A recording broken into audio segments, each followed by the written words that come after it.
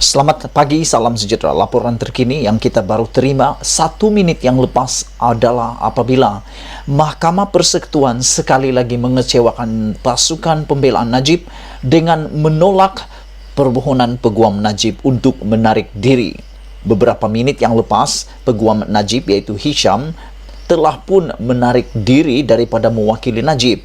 Namun demikian, selepas beberapa menit berehat, Mahkamah Persekutuan membuat keputusan yang amat menarik dan mengejutkan Najib apabila Mahkamah Persekutuan menolak permohonan peguam Hisham Tek untuk menarik diri daripada mewakili Najib Razak dalam rayuan kes SRC. Namun, Hisham enggan membuat penghujahan. Justru itu, Mahkamah telah membenarkan pihak pendakwaan untuk membuat penghujahan terlebih dahulu. Jangan kau skip video ini kerana aku nak kongsi kepada kamu semua apa yang jadi seterusnya kepada Najib sekiranya Hisham Tek tidak mau berhujah. Ini adalah apa yang perlu dibuat oleh Najib melalui perundangan. Dan semua ini telah dikongsikan oleh seorang peguam kanan yang ada di Malaysia, yaitu Hanif Katri Abdullah. Menurut undang-undang di Malaysia,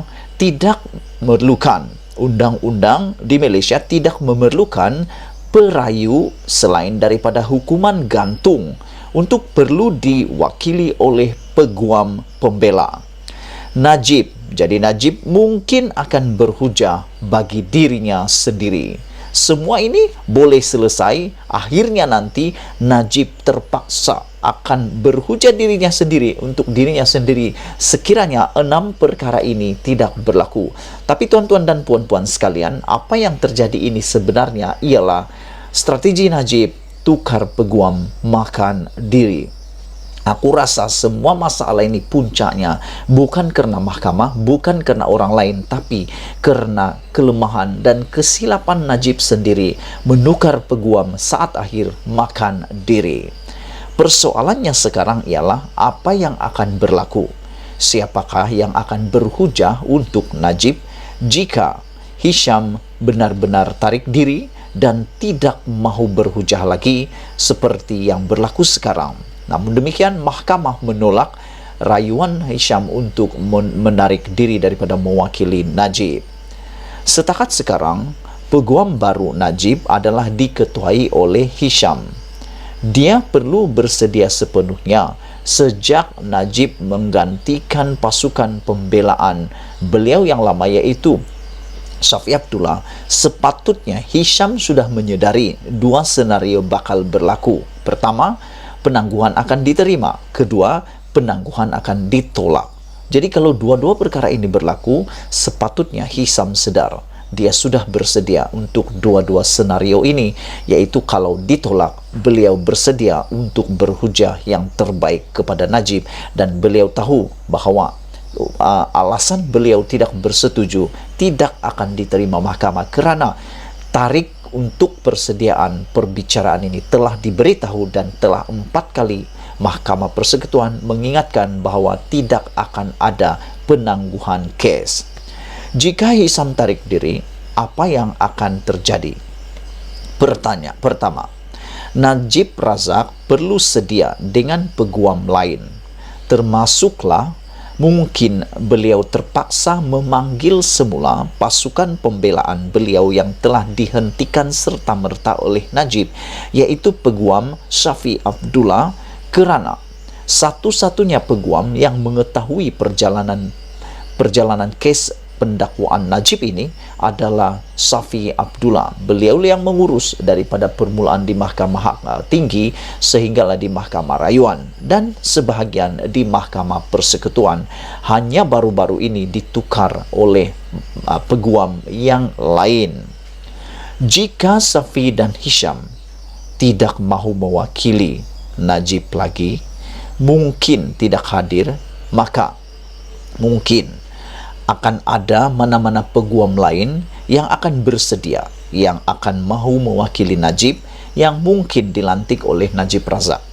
Namun persoalan paling besar di sini ialah siapakah yang mahu mewakili Najib. Dalam saat-saat yang paling getir ini, paling sudah tak cukup masa, ada lagi kah yang berani mengambil kes ini, sedangkan Hisham pun telah tarik diri. Siapa lagi yang bersedia? Yang ketiga, jika tiada sesiapa mahu mewakili Najib, maka undang-undang tidak memestikan perayu atau Najib selain daripada kes hukuman gantung perlu diwakili oleh peguam.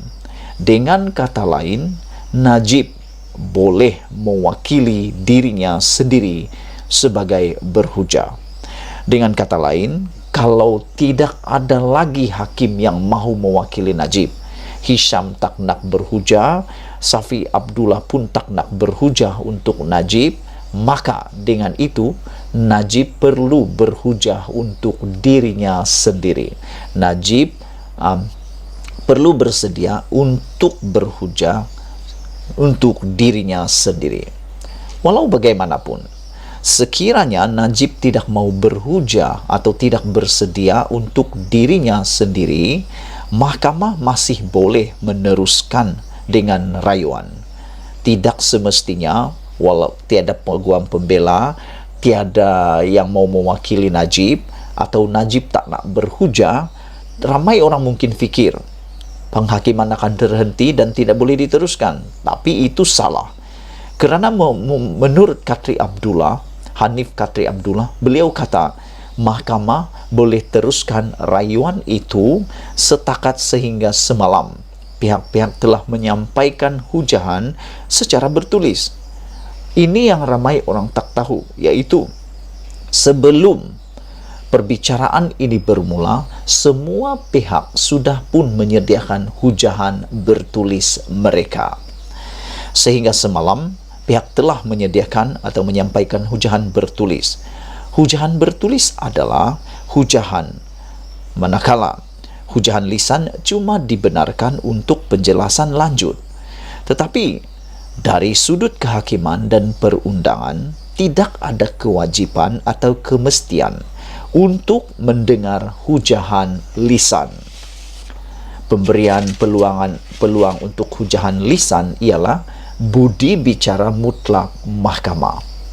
Memandangkan hujahan bertulis sudah ada dan mahkamah sudah bersedia, dan semestinya mahkamah telah mula membaca penghujahan bertulis itu untuk mereka bersedia untuk menetapkan atau menentukan rayuan tersebut.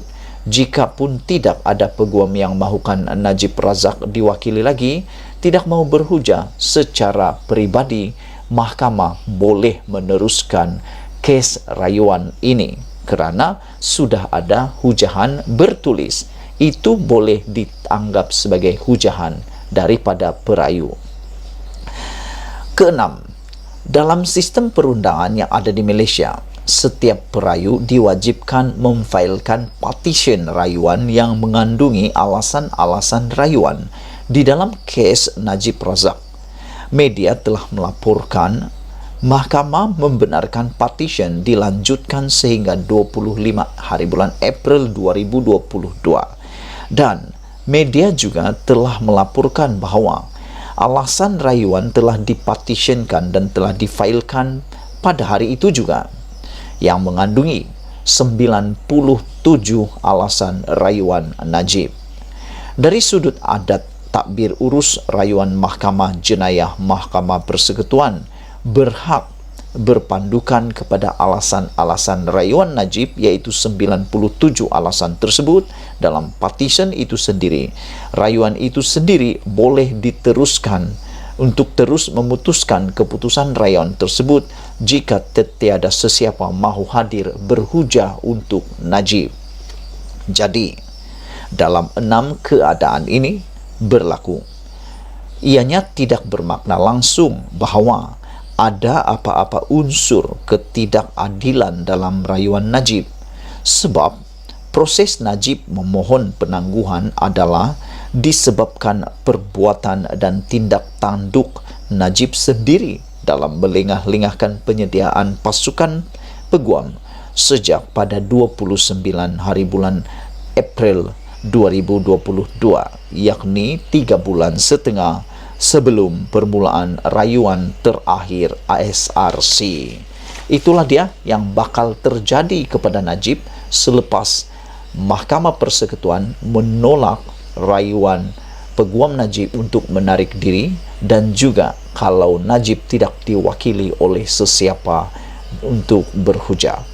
Sila share video ini supaya semua orang tahu, terutama mereka yang mengatakan Najib tidak mendapat keadilan, sebenarnya sudah dapat keadilan sepenuhnya melalui proses perundangan yang ada di Malaysia. Dan tinggalkan komen Anda, strategi Najib tukar peguam saat akhir makan diri. Kita jumpa lagi. Malaysia kita punya, kita jaga sama-sama, cintai Malaysiaku. Bye-bye.